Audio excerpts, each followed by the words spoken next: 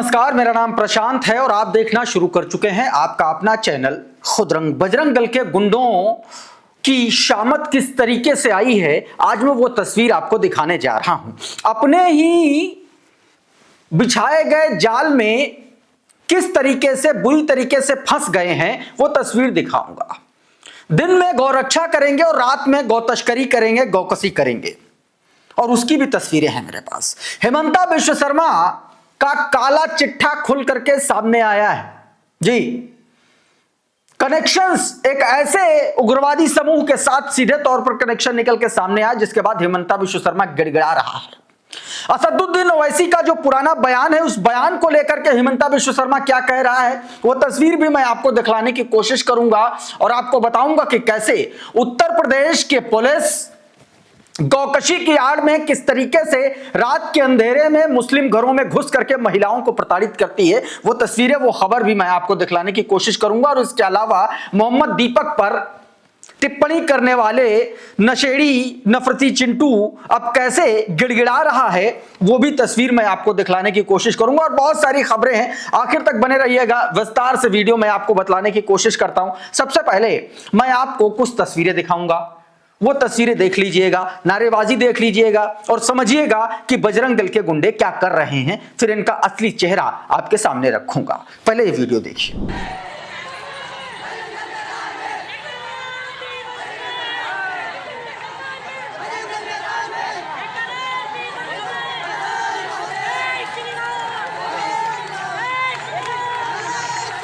अब आपने ये सब कुछ देख लिया, ये नारेबाजी, पुलिस खड़ी हुई है, गोली मारो सालों को, और पता नहीं क्या क्या सब कुछ हो रहा है।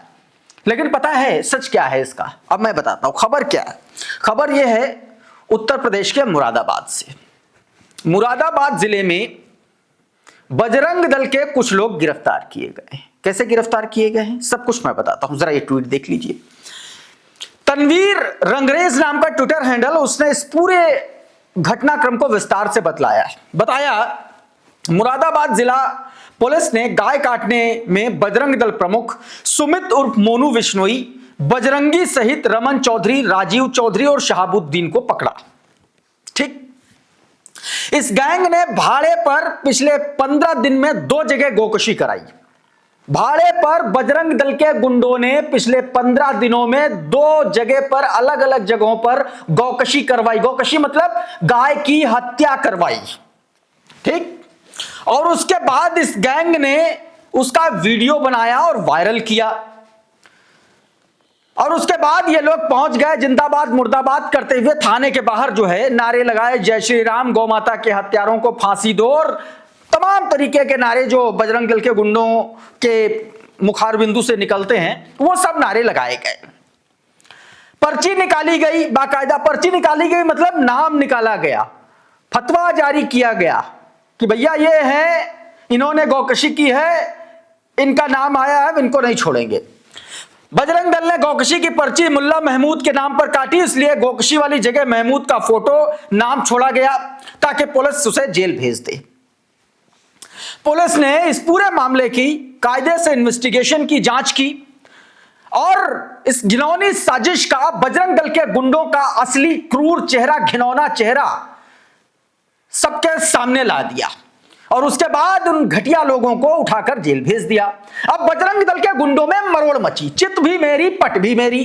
तो बजरंग दल के गुंडे पहुंचे हैं पुलिस के सामने फिर से जिंदाबाद मुर्दाबाद करने, और ये वही तस्वीरें जो मैंने आपको शुरुआत में दिखाई, और ये है इनका सच।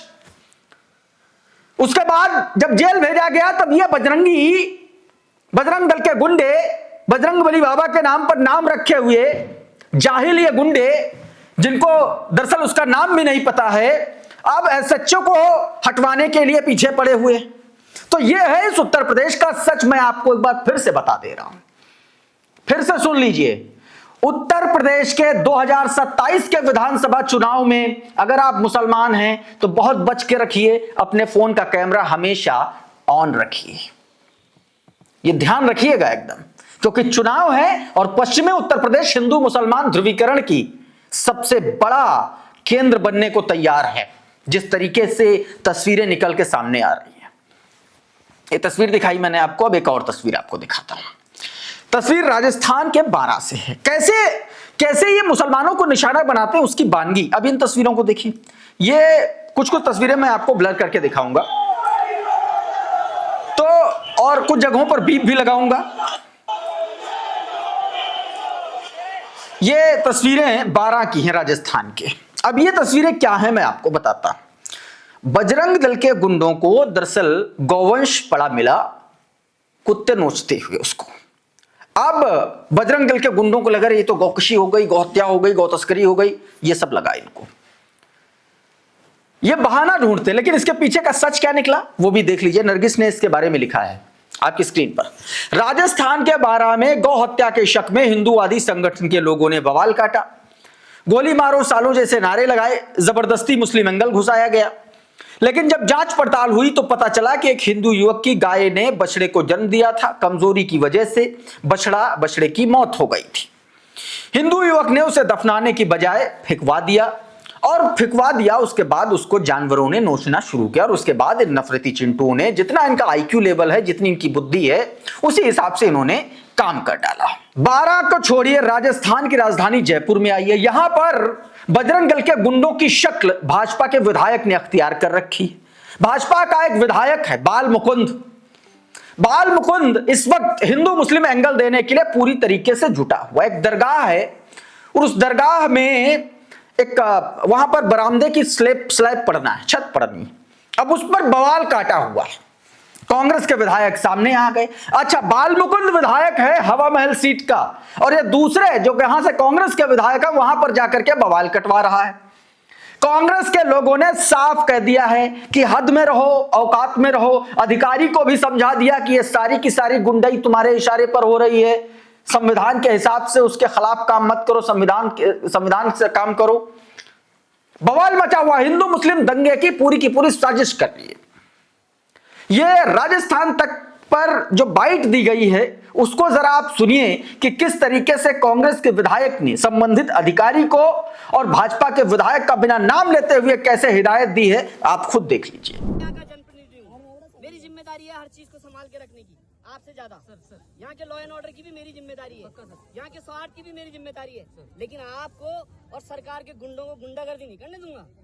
ये धुन लेना, तो आप बढ़ाए कदम, बस आपकी अनुमति से ही काम हो रहा है, ये बात मानना। और मामला सिर्फ राजस्थान तक सीमित नहीं है। उत्तर प्रदेश की मैंने आपको खबर दिखाई, एक और खबर देखिए जरा।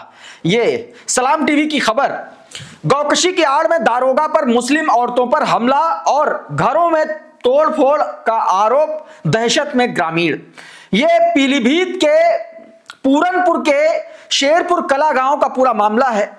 गौकशी के आरोपों के चलते रात के अंधेरे में पुलिस दबिश देने जाती है, घर की औरतों को मारती पीटती है, तोड़फोड़ करती है। ये स्थितियां उत्तर प्रदेश पुलिस पर ये आरोप लगाए गए हैं। और इसके बाद दोस्तों जो तस्वीरें निकल के सामने आई हैं वो ये कि सीधे तौर पर अब उस आरोपी दरोगा पर कार्रवाई की मांग की जा रही। दोस्तों बढ़ते हैं उत्तराखंड की तरफ। उत्तराखंड में दीपक कुमार का केस आपको याद है। एक से एक नफरती बाहर आ रहे हैं, जितने भी अंदर के नफरती कीड़े हैं बजबजा के बाहर आ रहे हैं, मुंह के रास्ते निकल रहे हैं। अब भावावेश में आदमी भावनाओं में बह करके कुछ भी अनाप शनाप बके जा रहा है, लेकिन जब लाठियां चल जाती हैं, जब पुलिस की कसनी होती है तो समझ में आ जाता है। ऐसा ही हुआ कोटद्वार के एक नफरती चिंटू के साथ। भगवा पोशाक धारण किया हुआ हर शख्स बाबा नहीं होता, हर शख्स संत नहीं होता, हर शख्स योगी नहीं होता। यह बात आप मान लीजिए। और यह बात मैं क्यों कह रहा हूं, यह बात आप इस वीडियो से समझ भी जाएंगे। देखिए जरा ये वीडियो। एक जिहादी से भी बड़ा जिहादी है, और ऐसे जिहादी का सभ्य समाज में रहने का कोई अधिकार नहीं बनता। हम इसको सभ्य समाज में रहने नहीं देंगे। और खुली चुनौती है, आ जाए सारे मुसलमान, आ जाए सारे मुफ्ती, आ जाए सारे मौलाना, आइए इस मालवी उद्यान में इस्लाम पर डिबेट करते हैं। मेरा नाम दीपक बजरंगी है और 31 तारीख को भावावेश में आकर के मैंने एक बहुत ही गलत वीडियो डाल दिया था, जिसके लिए मैं अपने कोटद्वार के सभी वासियों से क्षमा प्रार्थना करता हूं। यदि किसी दूसरे धर्म के व्यक्ति को मेरे शब्दों से उनकी भावना आहत हुई है तो मैं उसके लिए भी क्षमा प्रार्थी हूं। और मैं कोटद्वार सहित सभी नागरिकों से आग्रह करता हूं कि वो क्षेत्र में शांति व्यवस्था बनाए रखें, और मैं ऐसी गलती अब दोबारा कभी नहीं करूंगा। और अब बात करते हैं हिमंता विश्व शर्मा की। हिमंता विश्व शर्मा मियां भाई वाले बयान के बाद से लगातार सवालों के घेरे में है। इस पर मुकदमों की बौछार होने वाली है। कांग्रेस पार्टी तो उस पर 100 से ज्यादा, पूरे देश में 100 से ज्यादा मुकदमे दर्ज करवाने की तैयारी में है। बीते दिन असदुद्दीन ओवैसी ने, एआईएमआईएम के प्रमुख, उन्होंने साफ तौर पर कहा यह 2 कौड़ी का भिखारी है, 2 कौड़ी का भिखारी है हिमंता बिश्व शर्मा। इस तरीके से असदुद्दीन ओवैसी ने बीते दिनों तेलंगाना में कहा। अब एक और इसके बारे में खुलासा आया है, वो पहले मैं बताऊं, लेकिन उससे पहले उस पर हिमंता बिश्व शर्मा का क्या कहना है असदुद्दीन वाले मामले को लेकर के, उसका एक छोटा सा हिस्सा देखिए कैसे अब गिड़गिड़ा रहा है। देखिए जरा, जब एफआईआर की मुकदमों की जेल भेजने की नौबत आन पड़ी है चुनाव से ठीक पहले, तब किस तरीके से गिड़गिड़ा रहे हैं हमारे मुख्यमंत्री हिमंता बिश्व शर्मा, ये आप देखिए जरा इसमें। वो पता नहीं ओवैसी कौन सा रिमार्क से मेरे ऑफेंडेड हुए। मैं तो मुसलमान का खिलाफ कुछ नहीं बोलता हूँ, मैं बांग्लादेश से आए हुए घुसपैठिया का ऊपर बोलते हूँ। उनको भी बोलना सही है मेरा साथ, इसलिए भारत में हमारा पास ही हमारे लोगों के लिए संसाधन नहीं है, हम कहां से बांग्लादेशियों को देने जाऊंगा। और अब इसके बारे में एक और बड़ा खुलासा, जरा इन हेडलाइंस को देखिए। ULFA again claim minister Himanta Biswa Sarma is ex member. ULFA पता क्या? उल्फा एक उग्रवादी समूह है, आतंकवादी समूह है, और उल्फा संगठन ने यह कहा है कि हिमंता बिश्व शर्मा उसके संगठन के सदस्य रहे हैं, जो आज की तारीख में असम के मुख्यमंत्री हैं, भारतीय जनता पार्टी के नफरती नैरेटिव के सबसे चहेते चेहरे हैं। ये देखिए, एक और तस्वीर देखिए, इंडियन एक्सप्रेस की खबर। RTI activist has proof of Assam health ministers ULFA past. RTI activist के पास बाकायदा सबूत हैं इस बात के कि असम के तत्कालीन हेल्थ मिनिस्टर के उल्फा के साथ, दोस्तों, उल्फा के साथ संबंधों के उनके पास जो है सबूत हैं। यह खबर है दोस्तों, और आज की तारीख में हिमंता बिश्व शर्मा क्या है यह आपको पता है।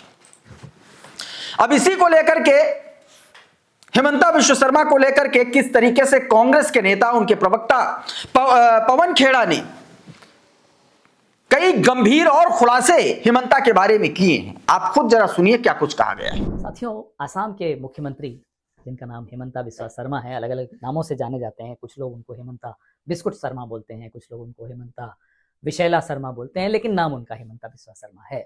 तो जब मुंह खोलते हैं, कुछ लोग जो उनसे डरते हैं वो अपनी हंसी छिपा छिपा कर हंस तो लेते हैं, और कुछ हम जैसे लोग जो नहीं डरते वो खुलकर हंसते हैं।